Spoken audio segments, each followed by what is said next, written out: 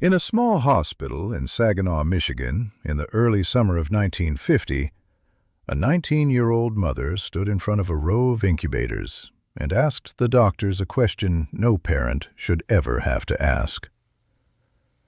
She was small. She was tired. She had not slept in 3 days. She had a worn cloth coat over her shoulders and a pair of second-hand shoes on her feet. In her arms, she was holding a glass of water she had forgotten to drink. Her name was Lula Hardaway, and in the incubator in front of her, no bigger than a loaf of bread, was a baby boy she had just learned would never see her face. His name was Stevland. He had been born too early, 6 weeks early. He weighed barely 4 pounds. He was so small that the nurses had to lift him with 2 cupped hands, the way you would lift a small bird that had fallen out of its nest. The doctors had placed him in the incubator immediately. They had given him oxygen, high doses, around the clock, to help his tiny lungs survive. He had survived. But somewhere in those first dark days, the very oxygen that had kept him alive had also damaged the developing blood vessels in his eyes. By the time anyone realized, the light in his eyes was already gone. Forever. Lula stood at the side of the incubator, and she did not say anything for a long time. The doctors were waiting. She did not have a husband to lean on. She was 19 years old. She had grown up in poverty so deep it had left scars on her she never spoke about. And now, in this small Saginaw hospital, she was being told that the most beautiful, fragile thing she had ever held in her arms would never see the world she was going to raise him in. She placed her hand on the glass of the incubator. She looked at her son. His tiny chest rose and fell. His tiny fingers were curled. His eyelids were closed, the way they had been since he had been born, and she suddenly understood, the way mothers understand, that they would always be that way. She turned to the doctor. She was crying. She was trying not to cry, and in a voice so small the nurse beside her had to lean forward to hear it, she asked the question. She said, "Doctor, can you take my eyes? Can you give them to him? I will give him both of mine. I don't need them. He's just a baby. He hasn't seen anything yet. Please, please take mine." The room went very quiet. The nurse looked at the doctor. The doctor looked at Lula. Nobody spoke. He was an older man. He had practiced medicine for 30 years. He had told mothers things they did not want to hear before. But the question this young woman had just asked him, the question of every mother in the history of the world, the question of pure, defenseless love, sat in the air between them, and he could feel that whatever he said next was going to break her. He took a long, careful breath. He set down the chart he had been holding. He stepped a little closer to her. He took her free hand in his, and he said, very gently, "Mrs. Hardaway, I wish I could. With everything in me, I wish I could. But it doesn't work that way. We can't. There is no operation. There is no transplant. The damage is in the back of his eyes, places we cannot reach. I am so sorry. There is nothing we can do." Lula did not move. She did not speak.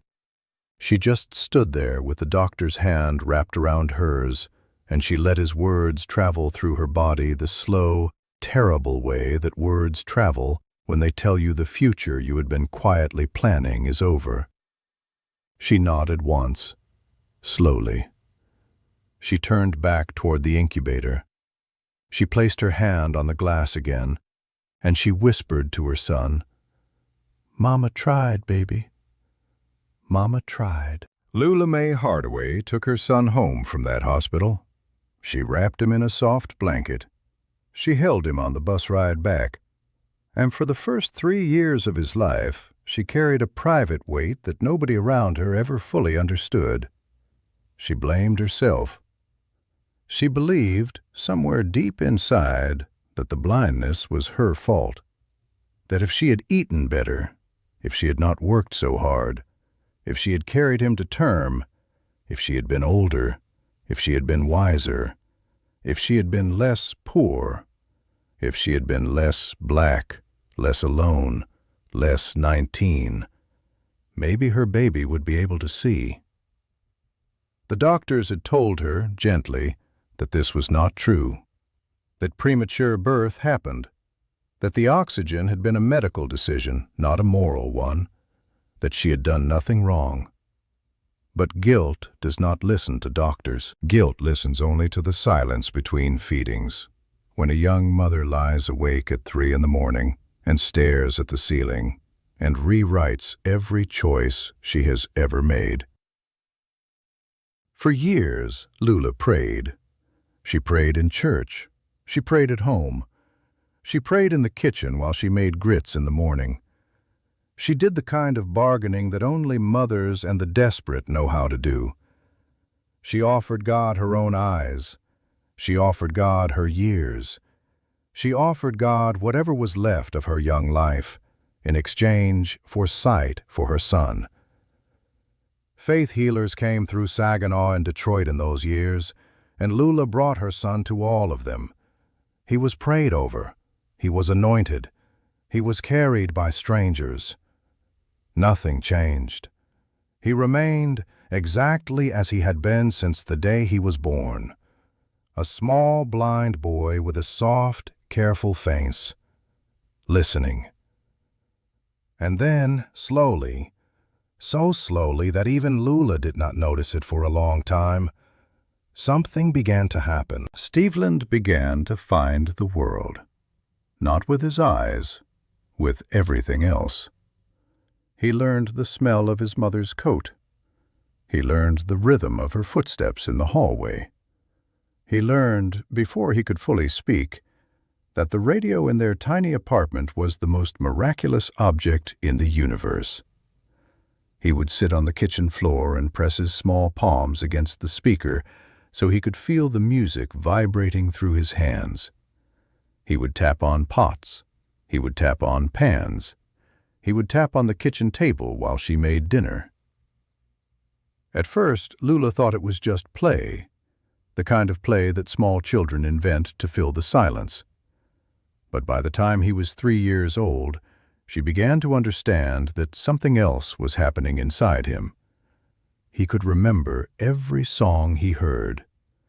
After hearing a tune one time, he could hum it back perfectly. He could match pitches. He could clap rhythms. He could play simple melodies on a small toy piano a kind neighbor had given him. He was not just hearing music. He was building a world out of it. By the time he was 4, Lula understood that her son was something the doctors had never warned her about.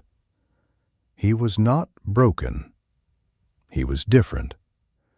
He was a small, blind, prodigious boy who was beginning to find a way to see without ever opening his eyes. One afternoon when Stevland was about 5 years old, he came in from playing in the backyard. He stopped in the middle of the kitchen. He tilted his head the way he always did when he was listening, and he said, "Mama, why are you sad?" Lula had been standing at the stove. She had not been crying. She had not made a sound. She had only been thinking about the doctor, about the hospital, about the question she had asked the day he came into this world, about the answer that had broken her. She turned around. She looked at her son. He was small. He was thin. He was wearing a hand-me-down shirt, and his face, his careful, listening face, was tilted toward her, with a tenderness she had not known a child could carry.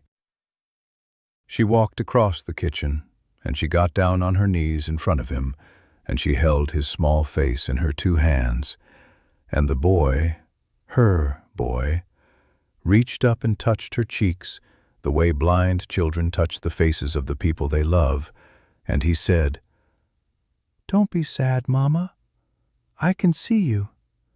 I can see you all the time." Lula Mae Hardaway began, that day, to understand. Reflective pause. Lula did not stop praying, but over the years, her prayers slowly began to change. She no longer asked God to give her son sight. She began asking God to help her see what God had already given him, because the truth was becoming impossible to ignore. Stevie was not living in darkness. He was living in sound, and what he was hearing was not what other children heard. He could pick out individual instruments in a band. He could tell when a singer was holding back. He could feel the emotional temperature of a room before anyone in it had spoken. He could sit beside a stranger on a bus and tell his mother, before they had said a word, whether the stranger was happy or sad. By the time he was 7 years old, Lula had stopped grieving. She still cried sometimes. She would always carry a quiet, tender grief for the eyes her son did not have. But she had started to understand something the doctors in that Saginaw hospital had not been able to tell her in 1950. She had not lost a son to blindness. She had been given a son who had been built for something else. She began to say it to him every day, the same words, almost like a chant, almost like a prayer. She would sit beside him at the small upright piano in their Detroit apartment, and she would say, "Stevie, baby, God didn't take your eyes. He gave you ears for the whole world." He heard those words 1,000 times growing up. He heard them in Saginaw. He heard them in Detroit. He heard them at choir rehearsal. He heard them backstage at Hitsville, USA, when he was 12 years old and the world was beginning to call him Little Stevie Wonder. He heard them at the Grammy ceremonies, where his mother sat in the front row in a beautiful church hat. He heard them on long phone calls late at night, when he was a grown man and she was an old woman, and he was tired and she was tired, and there was nothing else either of them needed to say. Years later, Stevie Wonder would tell interviewers, in a voice that always softened when he talked about her, "My mother was the first person who taught me that I could see. She just had to convince me first, and she had to convince herself." The day before Lula passed away in 2006, Stevie sat beside her bed in California. She was very old, she was very tired, her hands were thin. He held them in his. He sang quietly to her. Not a famous song, not a hit, just the simple lullaby she had once sung to him, half a century earlier, in their tiny Detroit apartment, when he was a small, frightened, blind boy who could not understand why his mother wept at his bedside. When the song was over, she opened her eyes. She looked at her son. And she said something to him that she had never quite said in those exact words. She said, "Stevie, baby, I asked the doctors to give you my eyes. They told me they couldn't, so I gave you something else instead. I hope it was enough." Stevie Wonder bowed his head over her hand. He kissed the back of her fingers, and he said, "Mama, it was more than enough. You gave me you." The doctors in 1950 were right. They could not transplant her eyes. But Lula Mae Hardaway found a way. She gave him her vision anyway. She gave it to him in the only way a mother can. Slowly, faithfully, through the long, ordinary, miraculous years of being his mother.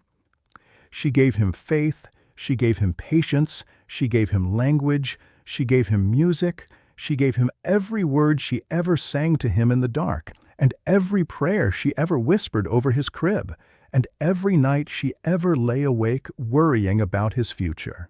She gave him the unshakable belief that he was perfect, exactly as he was, and that the world had been the one with bad eyesight all along. If this story moved you, if you believe these are the moments that should never be forgotten, please take a quiet second and subscribe to our channel. Every story we tell is for the people who still believe in mothers, in faith, and in the kind of love that gives without ever asking what it cost. Stay with us. Pour a cup of coffee, light a candle for the mothers who carried us through the dark, and come home to these stories with us, because Stevie Wonder's untold stories are just beginning.